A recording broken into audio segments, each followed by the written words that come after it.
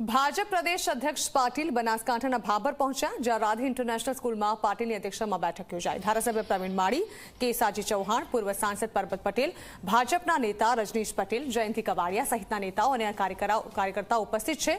વાવ વિધાનસભાની પેટા ચૂંટણી જીતવાની રણનીતિ ઘડવામાં આવી। વાવથી ભાજપના ઉમેદવારની જીતનો પાટીલે વિશ્વાસ વ્યક્ત કર્યો છે।